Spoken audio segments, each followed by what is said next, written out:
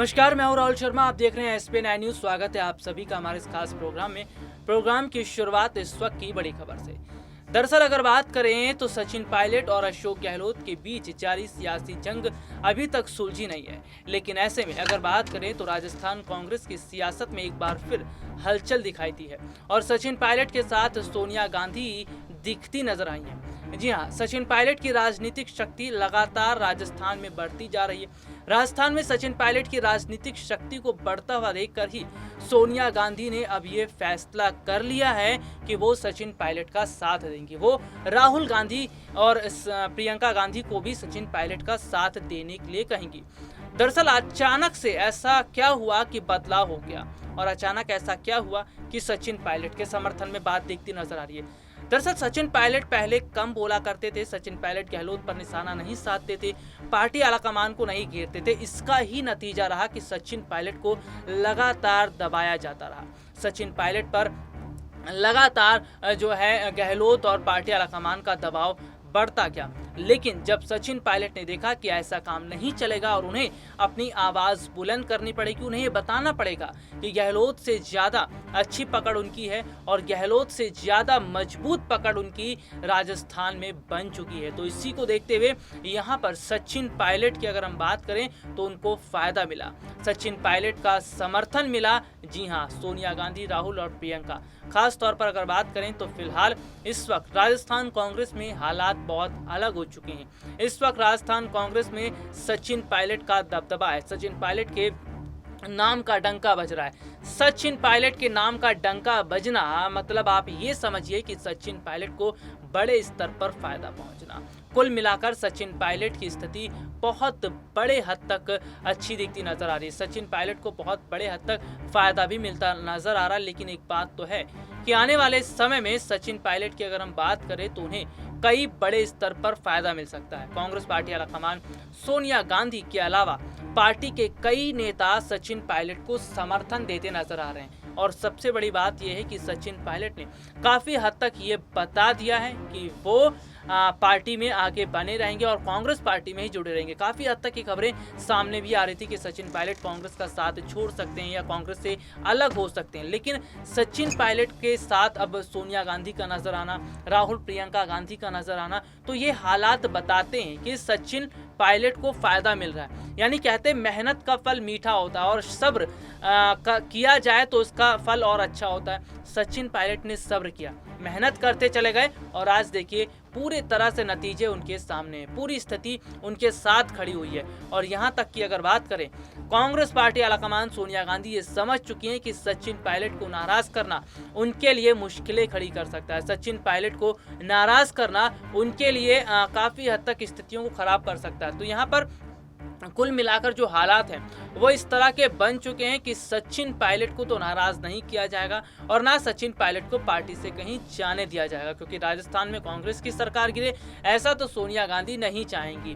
तो फिलहाल अगर बात करते हैं तो वाकई में आने वाला जो समय है वो काफी हद तक सचिन पायलट के समर्थन में दिखता नजर आ रहा है। अब आपको ये भी समझना होगा कि गहलोत की जो पकड़ है वो कमजोर कैसे हुई।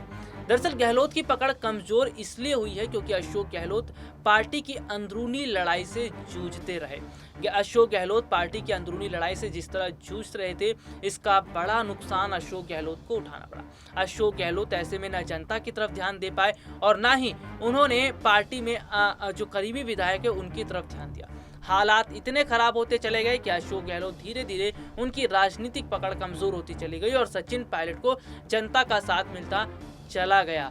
सचिन पायलट ये वही नेता हैं जो हमेशा जनता के साथ खड़े रहे। सचिन पायलट ये वही नेता हैं जिन्होंने हमेशा जनता का साथ दिया है और जनता ने भी सचिन पायलट पर विश्वास जताया। ऐसे ही नहीं, राजस्थान की जनता ये मांग करती है कि सचिन पायलट को मुख्यमंत्री बनाया जाना चाहिए।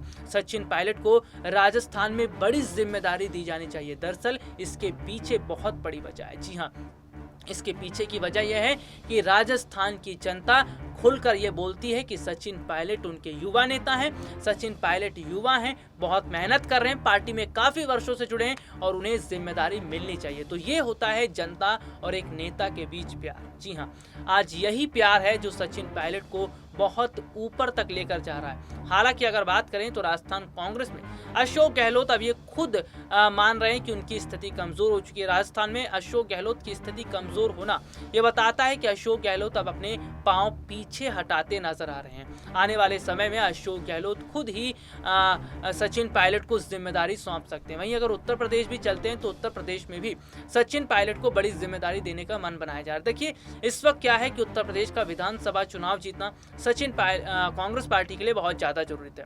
ऐसे में प्रियंका गांधी युवाओं की नई फौज तैयार कर रही हैं, युवाओं की नई टीम तैयार करती नजर आ रही है और प्रियंका गांधी काफी हद तक ये चीजें समझ भी रही हैं कि वाकई में अगर सचिन पायलट को उत्तर प्रदेश लेकर आया जाता है तो उसका कितना फायदा मिलेगा।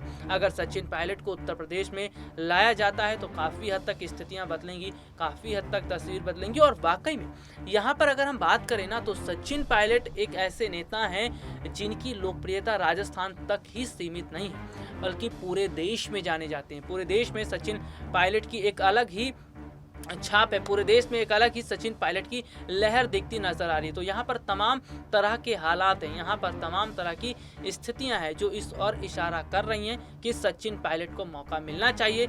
सचिन पायलट इसके काबिल भी हैं। सचिन पायलट को हो सकता है कि उत्तर प्रदेश के विधानसभा चुनाव से पहले कांग्रेस में बड़ी जिम्मेदारी दी जाए, ठीक उसी तरह जिस तरह इमरान प्रतापगढ़ी को बड़ी जिम्मेदारी दी गई। जी हाँ, सबसे बड़ी बात है कि उत्तर प्रदेश के विधानसभा चुनाव को जीतने के लिए कांग्रेस पार्टी महासचिव प्रियंका गांधी ये कोशिश कर रही हैं कि किन किन मोहरों को सेट किया जाए, यानी कि कौन कौन से नेता हैं जिन पर दांव खेला जाएगा तो उन्हें वोट में फायदा मिलेगा। सबसे पहले बात कर लेते हैं इमरान प्रतापगढ़ी पर।